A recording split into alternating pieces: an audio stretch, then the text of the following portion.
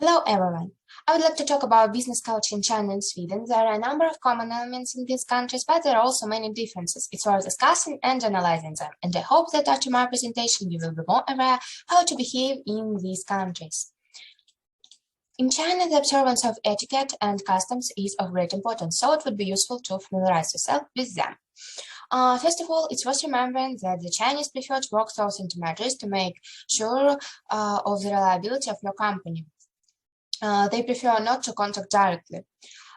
Before arriving in China, it's necessary to send the materials about your company in Chinese, its history, information about your products and services.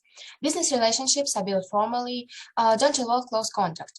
The Chinese see foreigners, first of all, as representatives of their companies and only then as personalities. Therefore, it's worth focusing on a clear statement of the essence of the case. An important meeting must be arranged in advance, preferably in writing. You should arrive at the meeting a little earlier. Punctuality is a sign of virtue. In Sweden, it's not customary to violate the boundaries of the appointed personal space during a conversation. Important features of the national character of Swedes are punctuality, organization, love of order and planning, and of course, accuracy. In Sweden, great importance is attached to punctuality, which is a direct evidence of your reliability. The meeting is always arranged in advance. It's advisable to make an appointment at least 2 weeks in advance. They come to negotiations exactly at the appointed time. The deviation from which should not exceed 3 or 5 minutes, in exceptional case up to 15 minutes.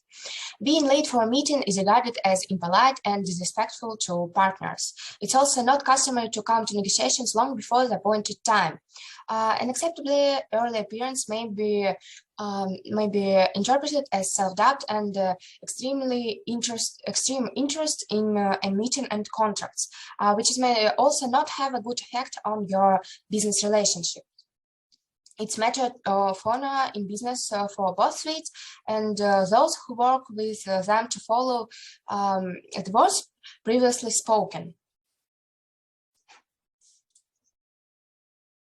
When meeting and greeting, Chinese prefer to shake hands. They can bow or nod their head instead of shaking hands. The Chinese, unlike the Japanese, prefer to bow from the shoulders, not from the waist. The Chinese represent a person very formally, in a strict and seasoned form. When presenting, they may not smile as they have been taught not to show emotions in an open form in an unfamiliar environment. If you are introduced to a group of Chinese, they can applaud you, so you need to applaud in response. Subordination and respect of elders are very important. Seniors are given the initiative of greetings. When presenting, the Chinese usually line up by rank and age, so the oldest and chief at the head of the line. When communicating with the Chinese, don't put them in trouble situations. Let them save face. Otherwise, they may even take revenge. As for greeting in the Sudan, Sweden practically doesn't differ from Western European states where handshakes are accepted. Shaking hands greeting is accepted not only for men but also for women. It's important at the same time to establish eye contact with the person who has to be honored. Swedes, like most Europeans, usually begin business communications with a discussion of abstract topics, for example, weather, sports, or something like that. With a business partner from China, use only the surname and official position of the Chinese in conversation until he or she suggests calling him or her by his or her first name. Never refer to a Chinese by his last name. It's necessary to use connecting words with it. For example, title, president, count, maybe it can be position, director, chairman, or it can be also address, comrade, Mr. In Sweden, the form of address is quite informal. They can move to the first name basis from the first minutes of conversation. In Sweden, they really appreciate simplicity and have a rather negative attitude to status things. In Sweden, frequent use of words such as thank you or please is allowed, and you can even thank your partner several times for the same thing, for the same things. China business cards should be printed on the one side in Russian and on the other side in Chinese. In extreme cases, you can use a card in English. Cards are exchanged when meeting and introducing each other.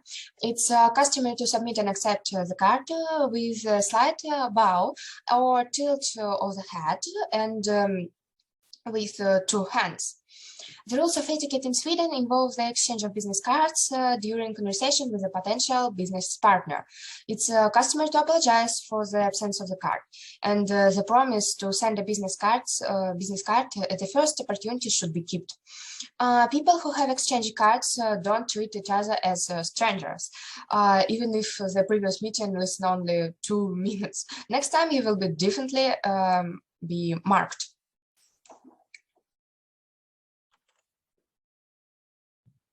In China, the bigger the deal, the bigger the gift.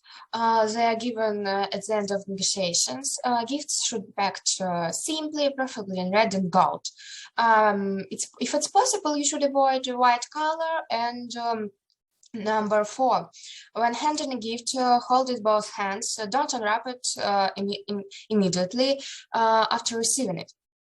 As a rule in Sweden, there are various branded and national souvenirs, sometimes products produced by the company. Business partners are given calendars, notebooks, lighters, branded fountain pens, or something like that. When choosing a gift, keep in mind that it should be not very expensive. Otherwise, you risk putting your business partner into trouble. Thank you for watching. I hope you enjoyed it. Goodbye.